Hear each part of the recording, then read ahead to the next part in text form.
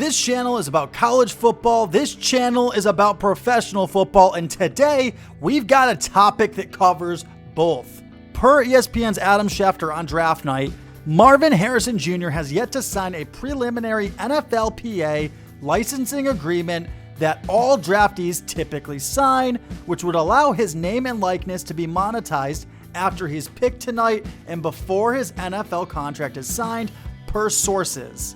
His jersey will not be available for purchase, and he will not be featured in video games until his NFLPA group licensing deal is signed. Shout out to It's Dom YouTube for commenting, "Every Madden corner just breathed a sigh of relief." Pat McAfee said this on his show today. We have heard from sources within the Marvin Harrison Jr. and Marvin Harrison Sr. camp.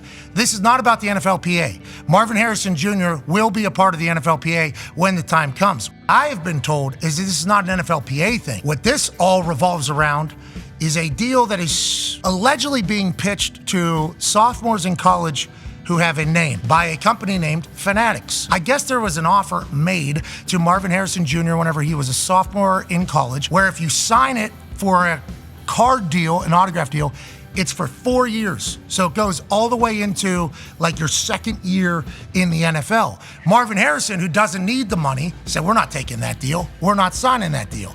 So allegedly what's been happening behind the scenes is a potential tiff or beef between Fanatics and the Marvin Harrison camp. In case you're not familiar, Fanatics sells sports memorabilia and jerseys and team gear and stuff like that. And look, this video isn't a Fanatics advertisement, but if you do shop at fanatics.com, be sure to use my promo code MikeAF to get a 24% discount on your first purchase.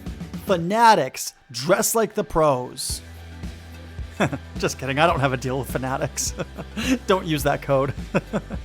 If I'm understanding what McAfee is saying correctly, Fanatics offered Marvin Harrison Jr. a deal when he was in college, when he was a sophomore in college. Marv and Daddy Marv said, no, because we think we're worth more than what you guys are offering. So they ended up not signing a deal with Fanatics back then. But Fanatics has an exclusive deal with the NFL Players Association, the NFLPA. And so if Marv signs an NFLPA agreement, then he'll now, by extension, have a deal with Fanatics where he feels like he won't be properly represented and paid properly by them and all of that. Maybe he thinks he's worth more than what the standard deal is. Maybe not. I don't know the actual details. The report from Pat McAfee here, and what McAfee's saying, Marvin Harrison Jr.'s camp is saying, is that they're not comfortable with a deal with Fanatics, or at least what's been offered by Fanatics so far. McAfee went on to discuss name and likeness, or NIL. As you probably know, the NCAA recently started allowing for college athletes to make money off of their name and likeness. You probably saw the Caitlin Clark commercial this last basketball season. She was in, I think it was a State Farm commercial. You probably saw the Caleb Williams commercial. He was in a Dr. Pepper commercial. That's because now these college athletes can make money off of their name and likeness. The problem is that these companies, these big companies, are going to these college athletes and taking advantage. And I'm not saying Dr. Pepper, I'm not saying State Farm, and I'm not even saying Fanatics. I'm not saying it's not those companies, but I'm not saying it is those companies. I'm saying there have been big companies that have already taken advantage of some of these young athletes for their name and likeness. Some of these big companies are coming up to these college athletes and going, hey kid, do you want $100,000?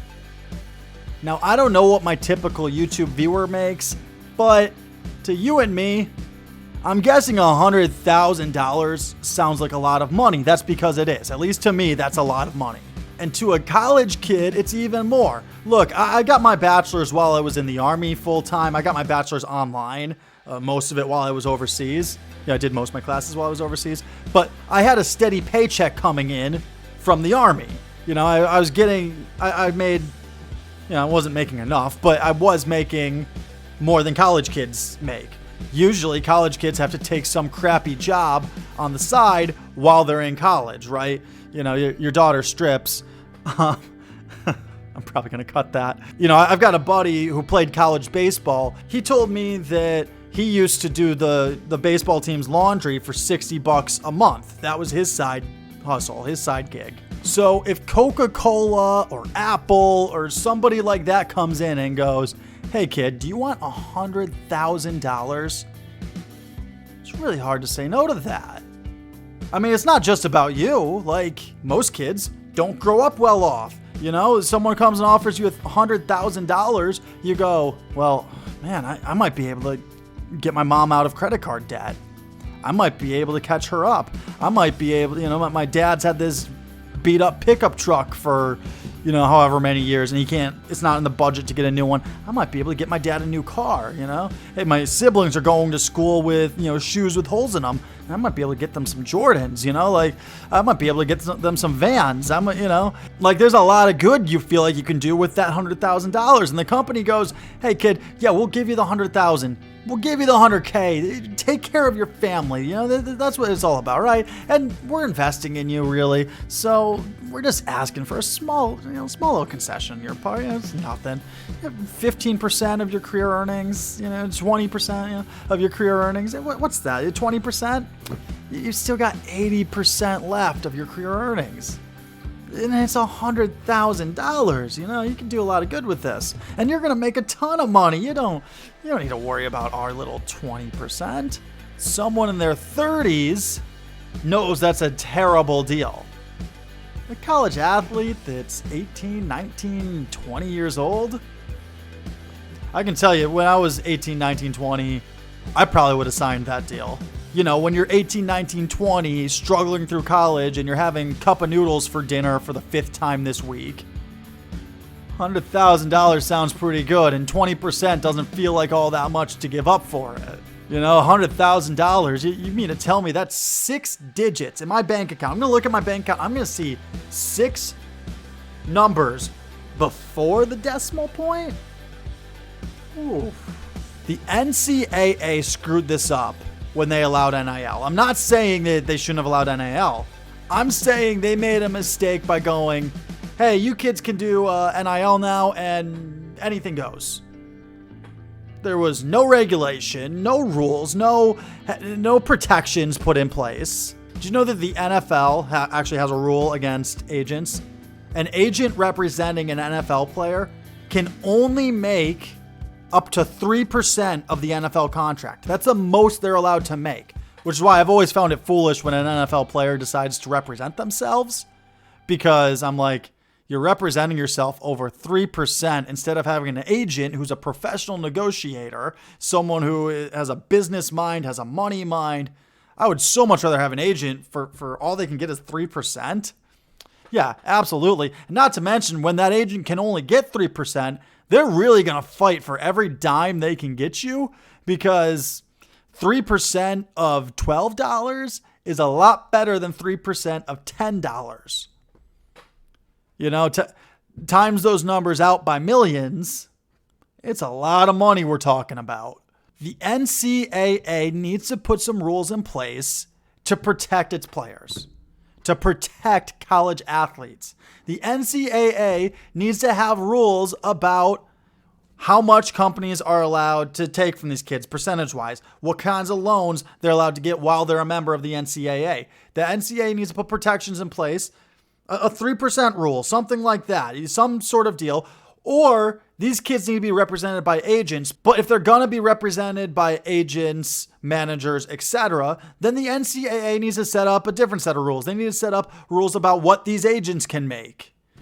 A 3% rule, just like the NFL has, that would be fair. And, I probably just lost any and all of my sports agent viewers by saying that, but you know what? It's fine, because these athletes, these college athletes, are putting their bodies on the line for our entertainment.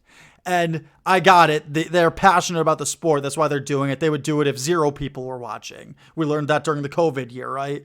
I mean, we were still watching on TV, but they love the sport. That's why they're doing it.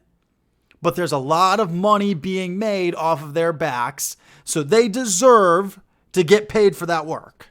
They absolutely do. I've always believed that. I will always believe that. But they need to be protected as well. And that protection needs to come from the NCAA. The NCAA needs to do a lot better, and they need to do it now. Is the NCAA at fault here for the Marvin Harrison Jr. situation? Are they at fault for all these other situations? What should the NCAA do? What am I missing? Let me know in the comment section. Also, please be sure to like and subscribe and hit that notifications button so you don't miss a thing. Don't forget to use promo code MikeAF. If you're shopping at Fanatics.